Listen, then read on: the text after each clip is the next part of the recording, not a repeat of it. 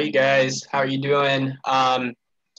Looks like I'm kind of reading the participants here. A lot of some familiar folks that are on the call.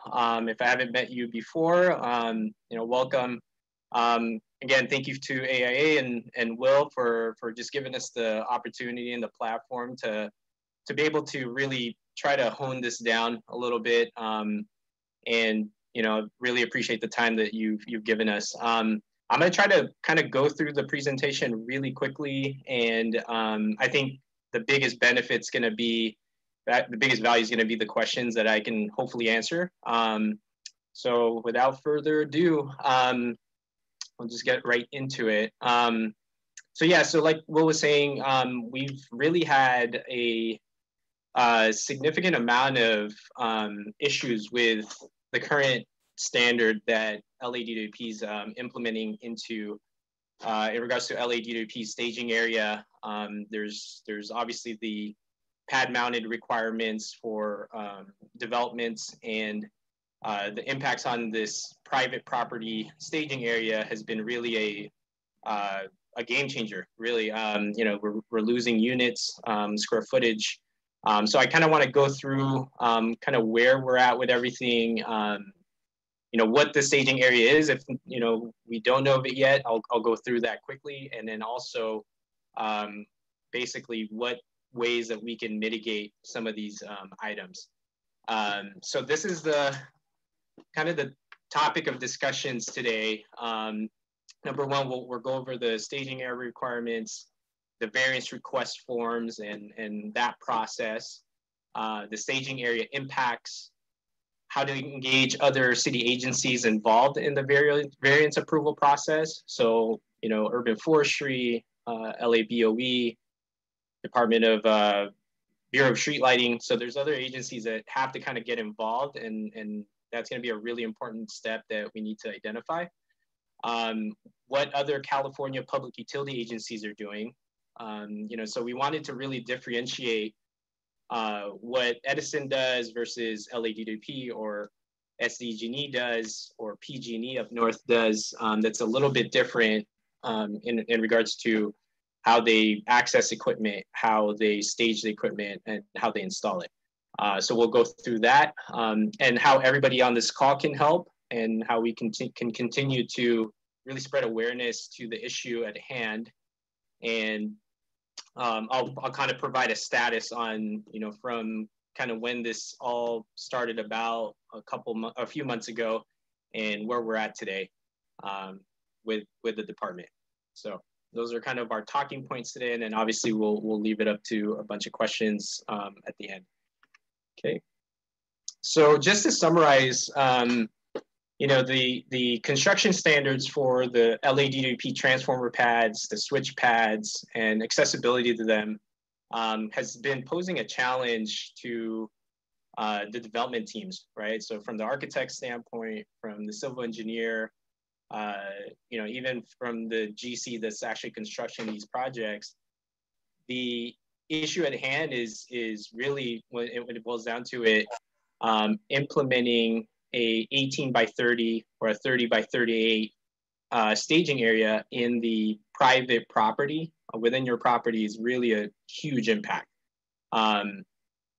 LADWP used to allow, it was part of their standards actually, that they used to allow them to be in the public right away as part of their normal specs and standards.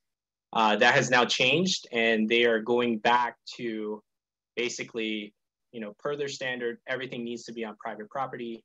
And if we're going to deviate from that standard, a variance request or a variance, asking for a variance on that standard will be required. And I'll go over kind of the variance request forms and the steps associated with that. And it's just unfeasible. When we start kind of putting that dimension on you guys' programming on your building, really becomes a big issue, especially with the mayor's initiative for high quality, stable, affordable, and supportive housing all over Los Angeles. When we're cutting back buildings and properties and losing units and square footage, it becomes an issue. So it's just not something that's cohesive with the mayor's, you know, kind of directive with LADWP and the rest of the utility agencies. So currently, here's an excerpt from the LADWP standard guidebook. So basically, you know, depending on what size of a transformer we're going to have on our property to serve your building, the staging areas, you know, differ quite a bit. At the minimum, we need an 18 by 30 space. So you can see that here, if we plotted a transformer at this location, you know, instead of being able to do the staging in the street or the public right of way, they're requiring it to be on the on your private property. So this is how the current standard is set right now. And again, if we deviate from that, we have to file for a variance, and there's a approval process that happens with that. Here's a sample site plan, you know, kind of shows the same type of thing. So basically the staging area, and a lot of people get confused with the 18 by 30. It's still a pretty large space, but in actuality, if you have a building that's a lot larger and you need more than 750 kVA to power that building, you're going to need a 30 by 38 space, right? So it almost doubles. So it's a significant difference to the 18 by 30 versus the 30 by 38. We can get in a whole nother discussion on how to figure out really what we're going to look at as far as, you know, is it a 4.8 kV system versus the 34.5? So, you know, identifying what the requirements are and how big the staging area is kind of our first task, and then putting together a variance form and variance application is kind of our next. So here's just some samples of pad mounted equipment based off of design and basically how they look in the field. You know, this is actually a little bit easier. This was a little bit more feasible. This is actually a parking lot. So all the equipment's in the private property in the parking lot. It's a little bit more feasible to do this way. You know, as you guys know, a lot of the buildings that is being constructed now or is in design, we typically have them fronting a street to be able to just maximize our square footage. But I just wanted to kind of show, you know, here's the transformer. This is a 7 by 11 switch pad. This is the working clearance in front of it. And then this is actually an outdoor pole section here. Okay. So this is kind of our definition of a variance request form. If you guys are familiar with the form that maybe your DWP planner has provided you, it's a one single document that basically is asking you, okay, what are you trying to deviate from? And that's it. How we found it very successful was with the variance requests that we've been doing is we're actually, you know, providing as much information as possible and really providing the impacts on the project. So I just took a copy of this one. This was a project that we did, a variance request form, and I just requested this from the architect. Basically, show us the impact if we have to show the staging area on the private property. As you can see, you know, this was our current design. You know, everybody kind of plans for this now. You know, you have your transformer that's open to sky, you have your working clearance, and then our staging was going to be off of the, you know, the public right of way. With this version, as you can see here, a number of you know, units are lost because part of the staging area requirements is if it's on private property, we need to have it open to sky as well.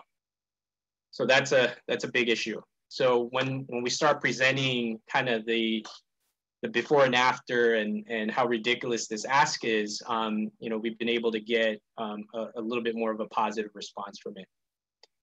Another thing I want to note too is the actual priority list of DWP right now as they review each and every one of these variance requests. So the number one thing that they're looking at is how far you are in construction. So if you're in construction already, you got an approved drawing from your planner, you know, they will be more accommodating to those, and they'll try to honor those as much as possible. So that's the current number one is, you know, are you in construction? Number two is the type of project that you have. You have some sort of affordable or supportive housing component to your building. We've gotten a lot of good results from that. So for the affordable housing developers or architects that's representing them, file the variance either through us or you guys can do it on your own, and you guys should receive information back in about 4 to 5 weeks. That's kind of the current timeline. And that's basically them acknowledging, hey, we're going to review it, and you know, here's basically what we are allowed to do. So most of the time it's coming back positive, where they just go, okay, we'll provide an approval. Other times we've been, you know, it could be a conditional approval of, hey, we have to remove these certain items in the public right of way, and I'll go through that as well through these slides here.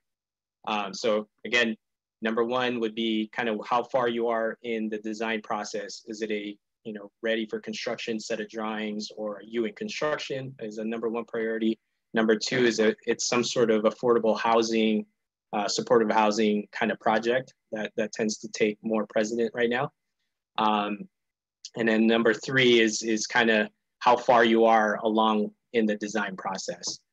What they're telling us is if you are just starting, where we haven't submitted plans, we're kind of in the initial phase of the design, go ahead and plan for the private property staging. Again, you know, we'll kind of go through that as well.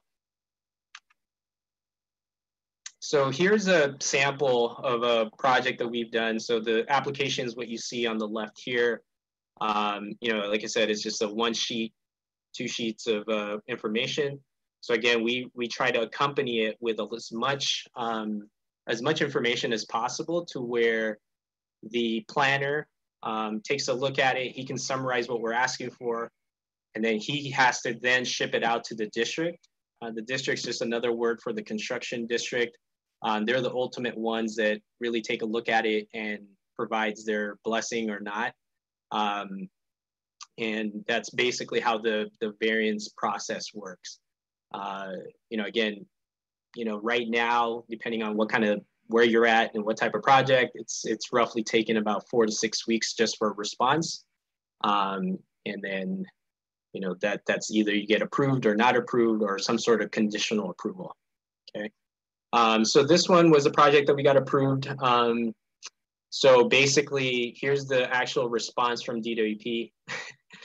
Part of it was the alternate solutions provided to the customer. This is how their responses are, okay? So customer to purchase additional land or heavily modified approved building design to accommodate on-site transformation via staging on private property.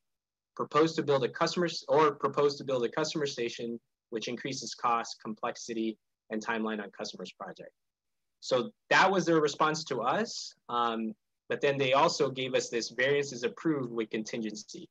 So basically, if we can accommodate this customer to remove, relocate existing trees and streetlight within the 30 by 38 staging area, we can get it approved. But I think this alternate solution, obviously it's not doable. And, you know, this is a good response back, you know, so we'll go through that a little bit more in depth as well, as far as the contingency on the approval.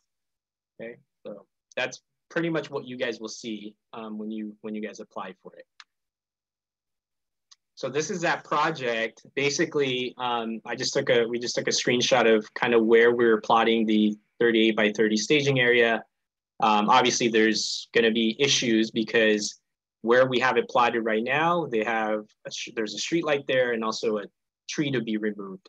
This has to be all open and clear of any sort of obstructions for them to approve the staging area to be in the public right away. So again, I'll go through a couple more examples, but this also goes into one of our talking points where we have to get other agencies involved. And you know, doing that ahead of time during the design phase of the project is probably going to be very key to start doing. Okay. Here's another sample of a project that we recently got. You know, smaller project. We actually just required an 18 by 30 staging area. But as you can see here, this was the original location of the transformer pad, but we had this tree in obstruction within the staging area, right? So what we needed to do was either, number one, remove the tree, which had a whole slew of issues because we had to get approval from urban forestry. That was taking a long time. They wouldn't allow it. And now we ended up having to just move our transformer, which now is at this location. And then we're applying for a staging variance at this location as well. You know, so these are the items that before, when this wasn't such a big deal, you know, a small little tree like this, you know, the DWP crews will find a way to basically install it at this location. You know, they can come this way, or, you know, it's now that it's kind of gotten into the conversation of getting approvals or not, a lot more agencies are having to get involved, and approval processes with that have to start happening. So, you know, accommodating the time that that's going to take is going to be part of what you guys probably need to start kind of anticipating on your schedules too. Yeah. The next one, there's a sample of one which we did. We got a conditional approval on this one as well, but we had to remove the parking meter because they cannot stage it if there's a parking meter at this location. Another item to note too is they're going to require sidewalks to be highway rated, you know, to be able to withstand trucks and cranes and all those good things. So something else to watch out for. Another sample here, you know, this one didn't have too much of an impact on our end. This is actually got approved pretty quickly. So this is kind of the items that we put together as far as exhibits, kind of just, you know, explaining the situation, really showing them, you know, there's no obstructions here, or, you know, if there is any, we'll be able to relocate those items. Okay. So all these samples I've given have now been approved with those conditional approvals, and you know, we're kind of working through getting the drawings finalized and approved for construction. Okay. Let's see here. So here's one that's a little interesting. So this is this drawing that I took a screenshot of. We actually have this as an approved, and as you can see, we're already in construction. We then got an email from the engineer and said, hey, we need to file for a variance because there's actually a traffic signal right in front, or kind of to the side of our staging area. So we went back and forth and said, you know what, you already approved this. We're already well underway in construction. You never said anything in the beginning. We could have addressed it in the very beginning of the project. So they were kind enough to make to basically give us an approval and to install the equipment at the current location. So a lot of it too is just kind of, you know, talking with the planner, explaining the situation, and if it needs to get escalated to, you know, supervisors and upper management, that's something that's readily available, and you know, we can definitely assist with as well. Okay. So we got the approval for this one, and we got the sign-offs on this project. Okay. So like I said, the other agencies that really need to kind of start getting involved, you know, depending on what the obstructions are within the project or where we're proposing to have a staging area, is obviously urban forestry. I think they're probably taking the longest amount of time to get back to us is urban forestry, Bureau of Engineering, DOT, if you know, there's a traffic signal or bus stops or anything of that sort, you know, Bureau of Street Lighting, if it's a, you know, street light, and so on and so forth. So if there is a location that we want to propose for the DWP utility yard, and we know that that's the only place that it can be done, basically getting these other agencies involved early to, start looking at, hey, can we relocate a tree and maybe swap something out here? Or, is there a street light that we can relocate? It's now becoming more apparent that these other agencies need to be involved. And from what I hear, we've had a conversation with upper management at DWP. They're now having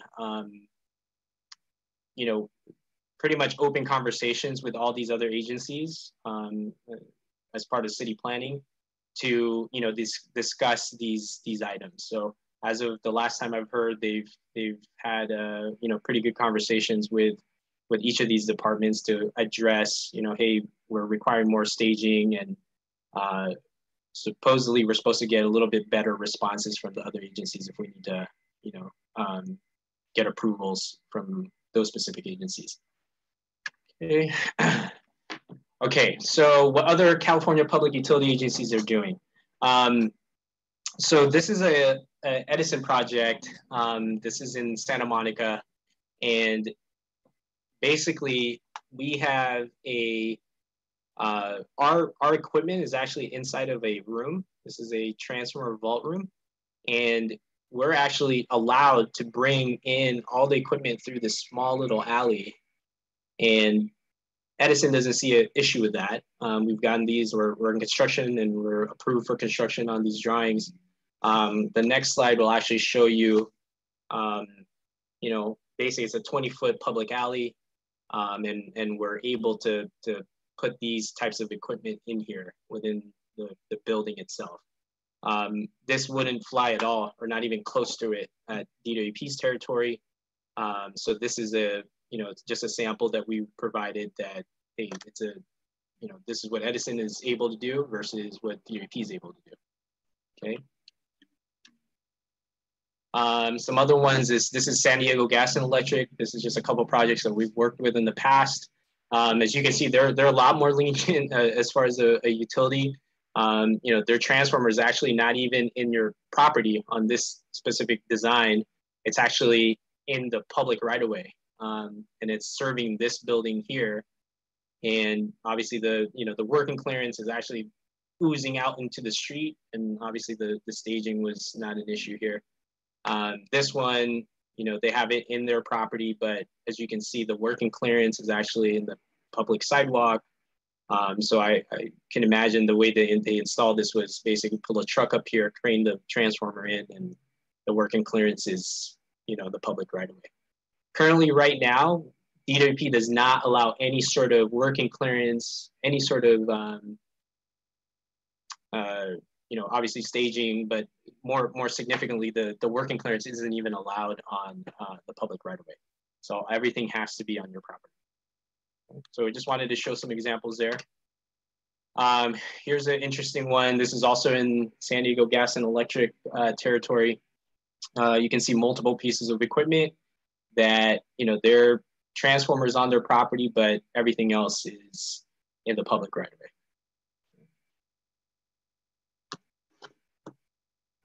This is a really good slide as well. If you guys have done a customer station with DWP, where we're putting in a transformer through an access hatch inside of the basement or something like that, you guys may know that they require to have this access hatch to be on the property, inside of your property. So that means you can't build anything above it. So again, it limits the amount of square footage you guys can ultimately build and design for. With San Diego Gas and Electric, they actually allow the access hatch to be in the public right of way. So this is a big difference between LADWP, station and vault design versus San Diego Gas and Electric. Okay. And I can answer questions if you guys have some at the end here too. So the last couple more slides here, but how you guys can help. I know Will has been kind enough to kind of share this with everybody with the AIA, but it's really been beneficial for us. We are continuing to get case studies on not just our projects that we're directly involved with, but also we've had architects send us their plans, and we've been continually updating kind of our list of items and the total square footage that the whole city is losing because of this the staging area requirement. You know, so we actually put in a pretty significant report that we shared with the LA City Urban Planning Design Studio, and they've been in direct communication with the mayor's office, and you know, obviously AIA is as well. We got a couple things lined up for December to have more information that they're going to be providing us. So here's the recent developments as of last week. So basically, they're going to be rolling out a staging area. Not sure if it's a streamlined process or perhaps, you know, utilizing different types of equipment that's going to be rolled out in mid-December. So this is from Jeff Carview. He's the LADWP new business manager. He's basically right underneath Marty Adams, LADWP's general manager. So we got this information. I know Will got this email as well. So hopefully we get more information in the next couple months as to how they're really, number one, streamlining it. Is it a change in the standard? Is it, you know, new vendors for new equipment that maybe the other utility agencies are also using? So I know that's still kind of in the works. So we're really looking to hear from these guys to be able to share with you guys as to what's happening. Okay. The other email here, this is actually from Michelle Levy at Urban Design Studio.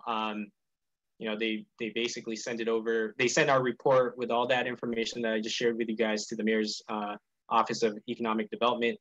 And I'm hoping we should get some information back from those guys as well. So I think a lot of kind of inner city agencies kind of working together to you know, come up with a solution, which is good. I think the case studies that we were able to provide and really hitting it at a high level and talking with the right organizations to be able to get some traction and get some eyes on it has been really helpful. And again, Will, thank you very much for kind of segueing that with us. And you know, I'm hoping we get some more information in the next couple months. Okay.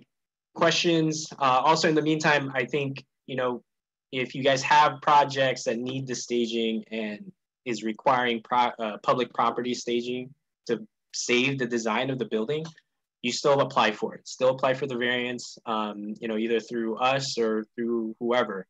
I think that's a very good thing to still apply for it, you know, with maybe the ways that we explained here and just providing as much information as possible.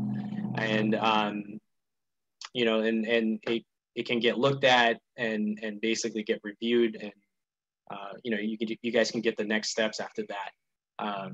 So with that said, I'd just like to open it up to any sort of questions that I can answer. Thank you. I really appreciate your willingness to work with us, and thank you for helping sort of, you know, bring us up to speed.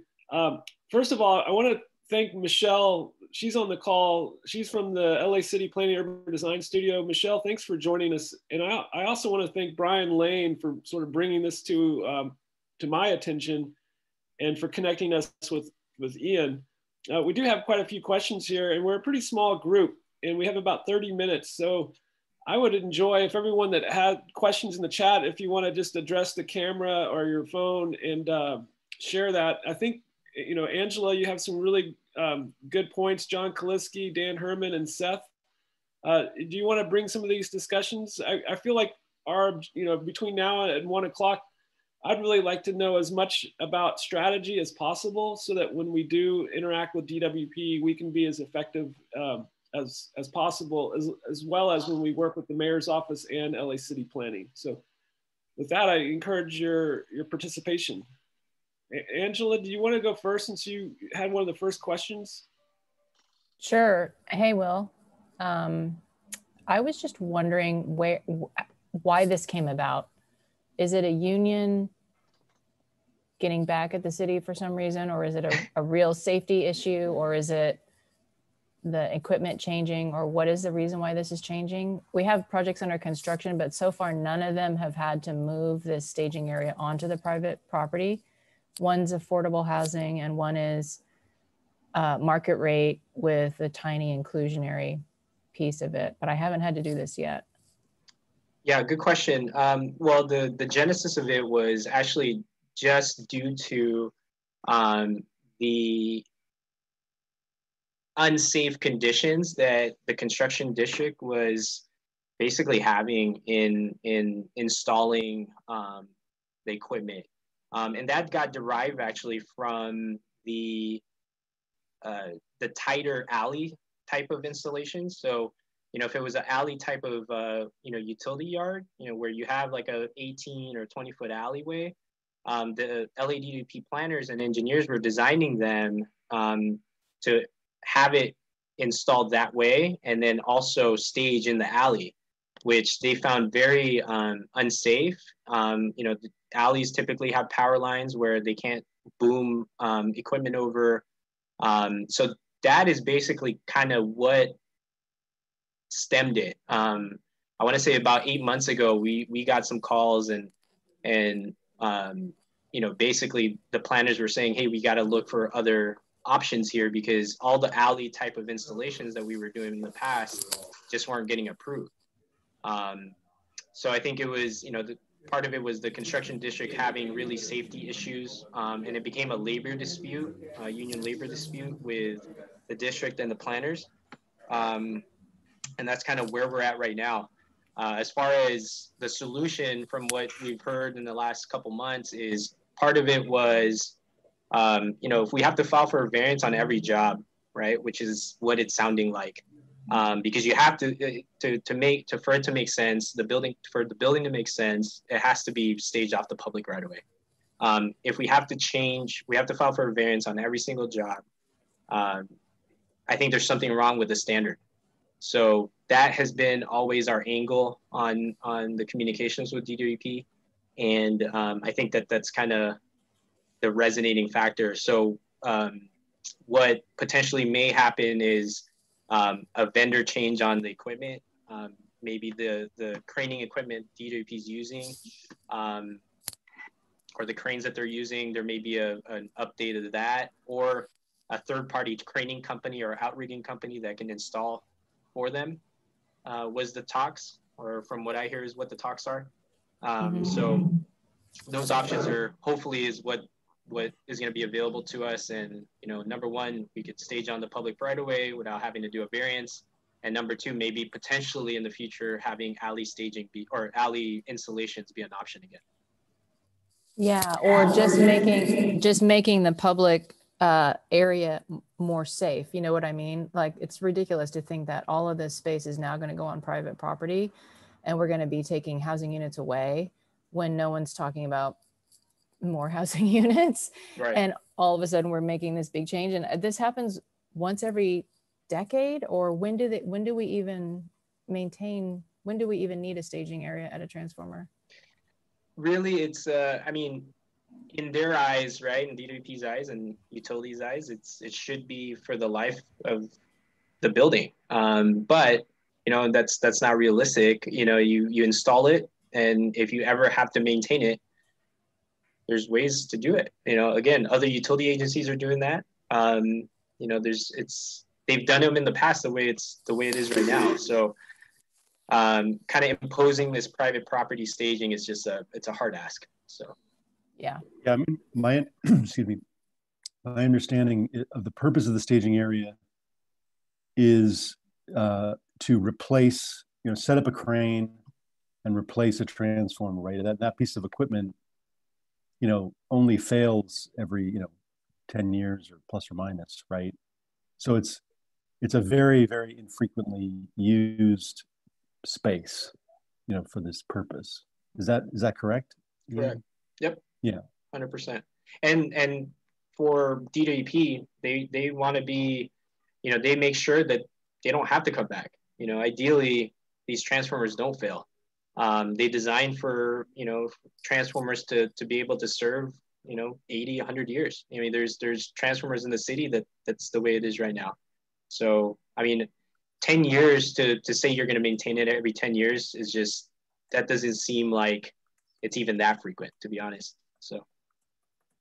So, thanks, Ian and Dan. I think what John Kaliski and Brian Lane are both saying really speaks to strategy. And John's trying to find, John, if you want to ask this question to the group, I think it's really a smart one about what the national best practices are. And then Brian, I know you really want to speak to like what's next. How do we really make this an effective advocacy engagement? Sure. Well, first of all, Ian, thank you very much for presenting. I learned, as always in these presentations, information. It was never my intention to have to become a devotee of LADWP standard details and requirements. And actually, I find the increasing intransigence of the agency to be unbelievable.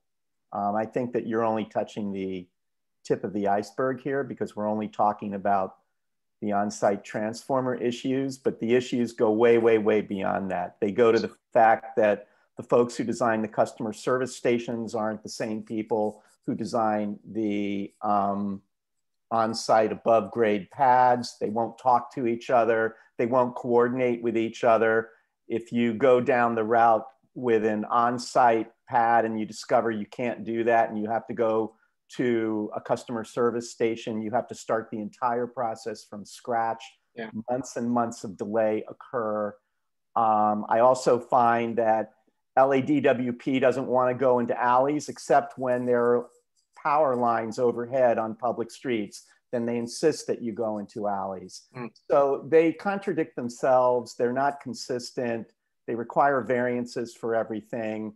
It's just a very, very frustrating situation. And the end result of it is that not only architects, but communities as a whole don't understand this infrastructure that's being stuck in the front yards of all of their neighborhoods and their community streets. And it's really a single purpose agency putting in single purpose criteria that are for the convenience of themselves and don't even really meet what other agencies are doing that have similar responsibilities. I know this because we're also working in San Diego and we're doing exactly what you showed in the diagrams. And so when we come back to LA and we can't do that, it's frustrating. And quite honestly, I don't think the folks at San Diego Gas and Electric are any less interested in safety than the folks at LADWP. Right. So these seem to be made up local standards that have really nothing to do with anything other than what they've invented for themselves, and that's fine. But I think we need to hold them to either a national standard or a state standard and start to address some of these issues in a more creative way and come up with more options for alternatives to the pad design standards that they have right now, whether they're vaults or whatever, and design their processing system in such a way that it's simultaneous rather than being linear. And, and that's a big ask because it's a big agency and they've got a lot of criteria they need to meet. But I appreciate what you're doing, and I'll fill out your survey and keep trying to contribute my energy to this issue because it is real and it does affect our projects, and we do lose some number of units depending upon how it goes. Thanks, John.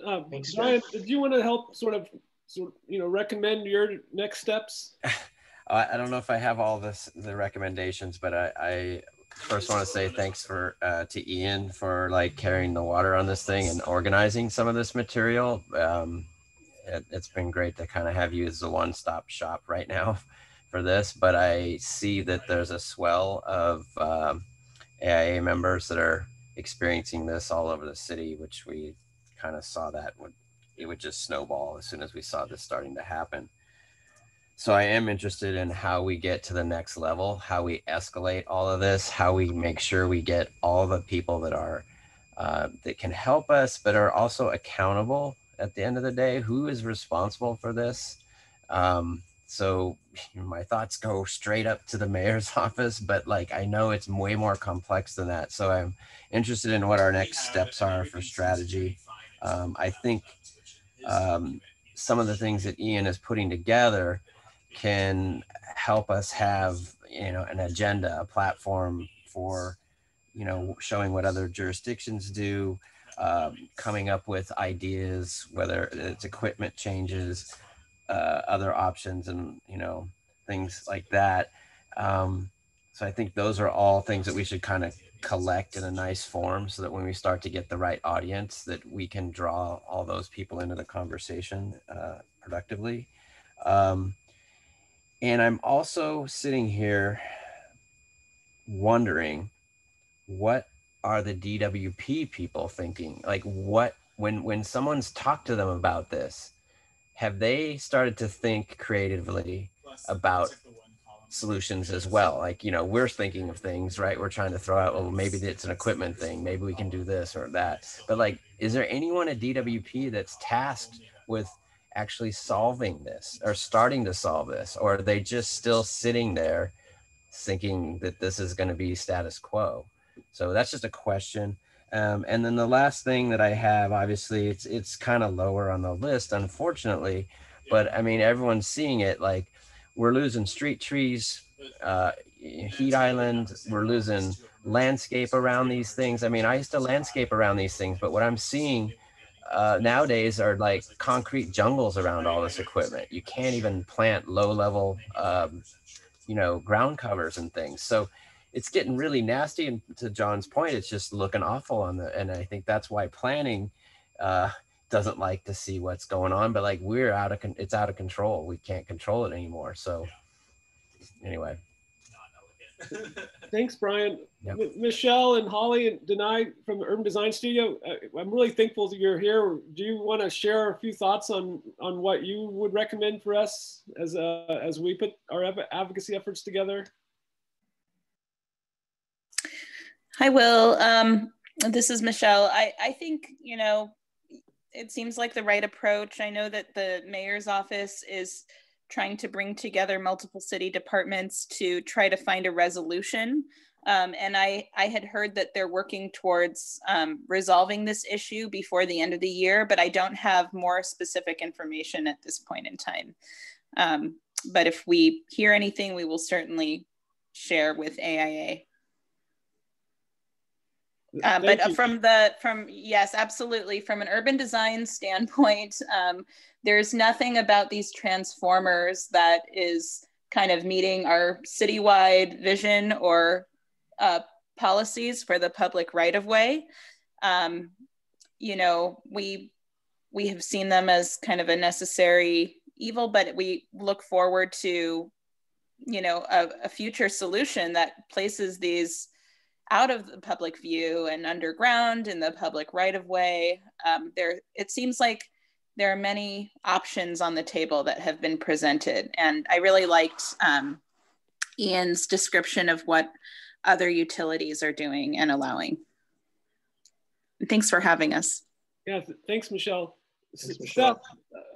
Seth, I don't know if you're able to sort of make some of your questions here. You were recently impacted by this, and I just wonder if you've reached a resolution on that, or if you could give us a little update.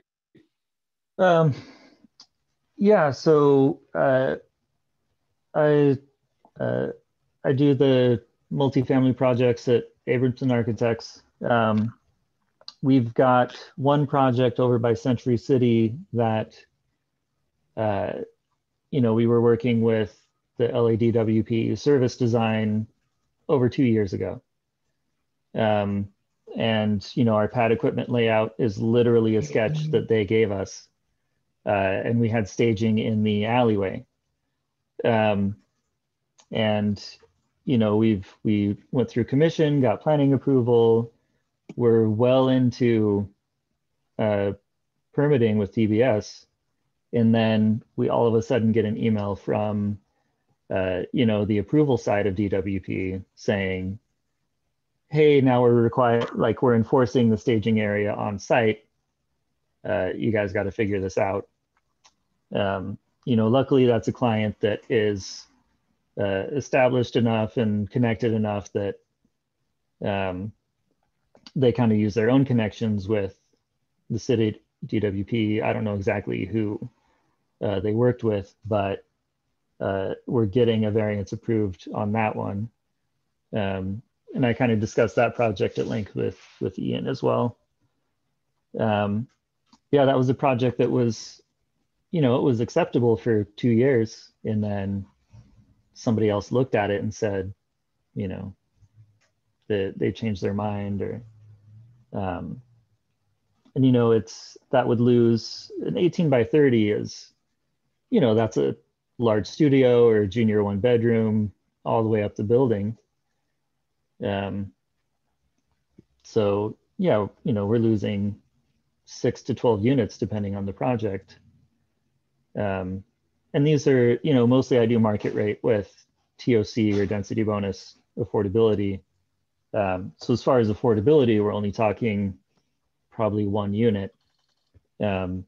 General housing policy and urban design, and it's just really working against what we're all trying to do. Thanks, Seth. Yeah, I totally agree. And for anyone else on this call, if you have any questions for Ian, or if you have a strategy in mind that you think we should implement, I look forward to hearing from you. I had one other question, which is about where you've got a hillside site where the street is sloping, and what you found are is the likelihood of getting a variance in such a situation, because then they're putting their crane on a kind of a sloping situation, which I know they don't like. Yeah, no, Depending on what that difference is, like I could give you a rule that they kind of give us as a rule of thumb. Anything more than 2%, they're going to have issues with. So, which is not very much. Yeah. So I would say it's a kind of case by case scenario. If there's another way for them to, we've done them in the past where we provided kind of a landing pad, that was worked a little bit better. But yeah, I mean, if you want to send it to me, I could try to look at it for you and see if we have something similar. Okay, thank you. So 2%, that's you learn something every time. Are they all in wheelchairs when they're putting these things in? That sounds a little crazy. I think you got to add that kind of thing to the list. That's how absurd it kind of gets. We all know that you could probably stage a crane on a slope more than 2%. So anyway, that's a new one for me. That's why you have parking brakes. You're right. I do think Ian's thing about the equipment is super interesting. Oh yeah, totally. That San Diego example, and even LADWP's own diagrams, basically vary at around 28 to 30 feet with no overhead obstructions. In the case that I'm referring to, where we had the alley, they originally told us they wanted it on street. Then they went out there and noted that there was a high power tension line that was like 45 or 50 feet up. And then they required us to move it to the alley. And we tried to explain to them, wait, your crane, why does your crane have to go up, 45 feet and avoid that wire? But they wouldn't talk to us. So we just did what they told us to. And yeah, it's kind of crazy. I mean, I've gone out to jobs after they placed transformers and actually talked to the people that have placed it. I might not have been there right when they placed it, and I did a really tight one in West Hollywood, and I came out and it was, we worked it out. It was SCE, but it was super tight. I'd never get away with it in LA. But and also I have to say, I went out and talked to the guys afterwards, and I said, hey, did you have any problem getting it in there? And they were like, no, I don't know what equipment they use, but it was not difficult. It was an 8x10 pad. So. Well, and the other thing, Will, and I mean, this goes beyond this, is there's also a whole issue that has to do with the placement of buildings next to overhead power, where they're completely inconsistent about what they require and what they don't require. I've seen brand new apartment buildings with overhead wires that are like 5 feet from the building, and then then you have their standards, and then you have whatever the person basically tells you need to do.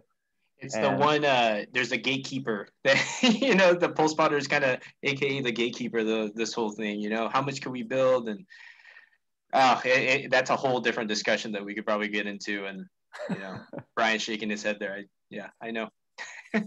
And then one more thing to add too, you know, if they have a problem with overhead power lines that already exist, we're working with Plant Prefab, who's a prefab module home builder, and somehow they have figured out how to either turn off the power in the line for a certain amount of time or something. This is through Edison, not LADWP, but in Santa Monica.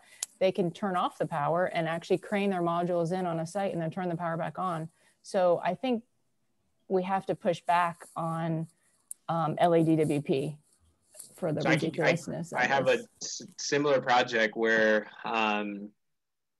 what they actually did was temporary. They wouldn't allow that. So we brought that up. Hey, can we shut it down for a little while just as we're craning things in?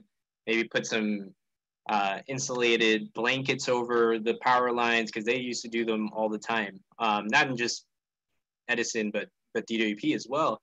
They wouldn't allow that. So what they ended up doing for that type of installation was we actually temporarily relocated the power lines across the street, just to clear, you know, to be able. So that was one good thing that they helped us out on that, but that is like 1 out of 30 attempts, you know.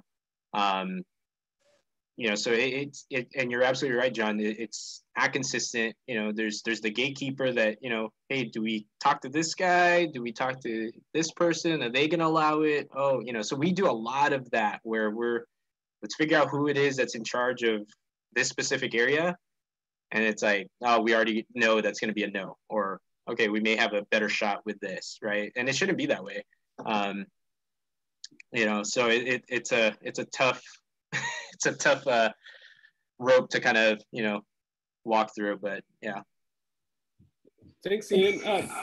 We have about 5 more minutes. Justin, you had a variance that obviously, you know, required a street tree removal, which, you know, I would like to say is unfortunate, but did you want to talk a little bit about that variance?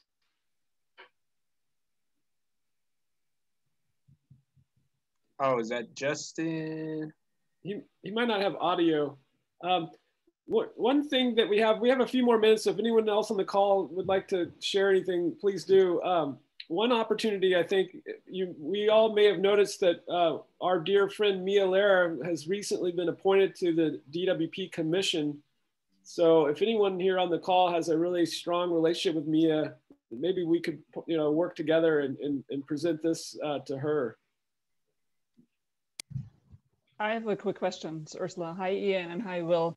So I missed the first crucial probably 10 minutes, but so just that I understand, so this requirement, this is not only for housing, because we talk about housing dense sites, but this is for every commercial project as well, right? Correct. So the first question. And then since they're basically trying to implement that, and you're still talking about variances, is there a percentage where you felt like that many projects, this is the success rate to file a variance and still not having to provide it on site? Yeah, that's a great question. I think I kind of mentioned kind of the you know, where you're at with the project itself, right? Like if you're in construction and they've already previously approved it, that's pretty good chance that you'll get that returned back. The other component, which is like the second priority for DWP, is all the affordable housing type of projects, supportive housing. They're a lot more lenient with those. You know, I think for all the ones that we've asked for, the ones that came back positive. The market rate stuff and kind of projects that are early in the design phase, we're getting a little bit more of a pushback on. So I think depending on kind of where the project falls and those types of things is a big factor. So moving forward, I mean, I think I joined that already when you described these 3 scenarios, but moving forward for all our projects in design. So this is where you're really saying, like, this is more the alarming portions, like get with the planners early during the design to see what our likelihood is, because none of us wants to carve out that much space on the property just to be. Yeah, and that's the tough part, because for you to get a designer to talk to you, you have to submit. Exactly. Yeah.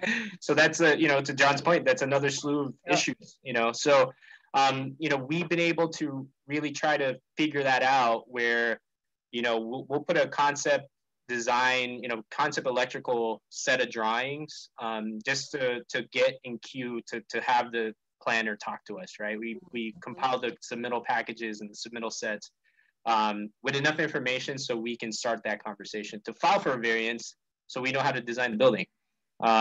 So that's kind of the way that we're looking at that right now. But it's not the best way, obviously, but we're kind of, we try to find every angle to get the answers as quickly as possible. Well, Ian, you will get an email from me. Good. On our project. Awesome. Sounds good. Happy to help.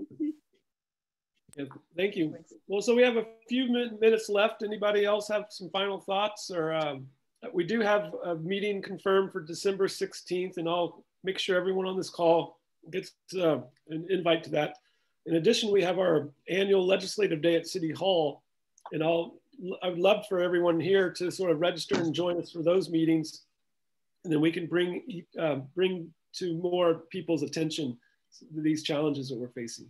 Will, I do have one little thought, and it's kind of more like once we get through this December 8th and December 16th events, I think we should reconvene, because I think it's the type of thing that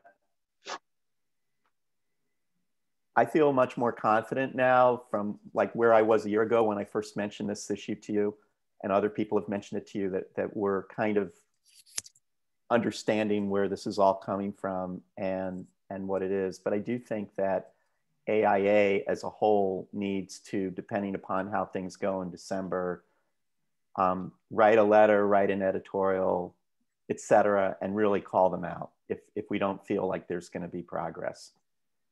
Because I really feel like we talked to those folks almost a year ago now, or 9 months ago now. I had a meeting on a project of ours specifically through the mayor's office with the gentleman whose name you mentioned today to supposedly solve our problems something like a year and a half ago or so. And I have to say, I've seen zero action on their part in a year and a half. And I think that, I don't know, I just think that we need to go public with our concern, because it's not only a difficult requirement, it's not only impacting production of housing, but it's just not a good standard. And it doesn't really have, the more we learn about it, enough basis in what other public agencies are doing that have similar tasks to be justified. Yeah, I totally agree. And I think, an editorial that sort of ties everything together holistically, from loss of street trees, heat island effect, from a sustainability point of view, from a, optimized land use, urban design, the safety of the public realm, the infrequency of the use of these, of replacing the transformers. I think all that kind of ties into one story. And I'm not even sure the public streets that the city of Los Angeles builds meet the highway standard that they're requiring us to put on private property. That's true. Very true. So at least that's what I've been told by some contractors and engineers that I've worked with, that they're making you meet a requirement for what you do on property that the city's not even providing them in the public right of way. So, I mean, all that has to be tracked down and proven, but. It wasn't their fault. She was just like, cool. Yeah, and not to mention it goes against their mobility 2035 plan and a bunch of other things that are narrowing streets. And so buildings are going closer to sidewalks. And now we're going to have to move buildings back from streets for what, a concrete pad with nothing on it. That's about 1,100 square feet, which is 2 one-bedroom units. It's just absolutely ludicrous. And the silver lining, I think, is that LADWP is a public entity, a part of the city. Usually we have to fight against Edison because Edison's a private utility and they're concerned about shareholders and they don't want to do the right thing. And here we are in a city, it's somebody, and I don't know if it's the mayor or whomever, maybe the entire city council needs to all agree that there's got to be a parent in the room, and that the goal is that we need to provide more housing and make the city better. And this definitely doesn't go in that direction. Okay. Yeah, and I think this the thing about finding out it's like who the responsible parties are, the accountability, because these conversations that John's referring to that don't go anywhere, we have to kind of say who's accountable for that. I mean, I think that's the way to. It's threatening, but we need that org chart. We need to understand where decisions come from, when information comes in, and who's responsible for moving an issue, and then see if we can hold people accountable. It's getting to that point, unfortunately. It's not a comfortable spot, but maybe we try a couple things before that, but I think ultimately it goes there. And that's where John's headed with the public aspect of it too.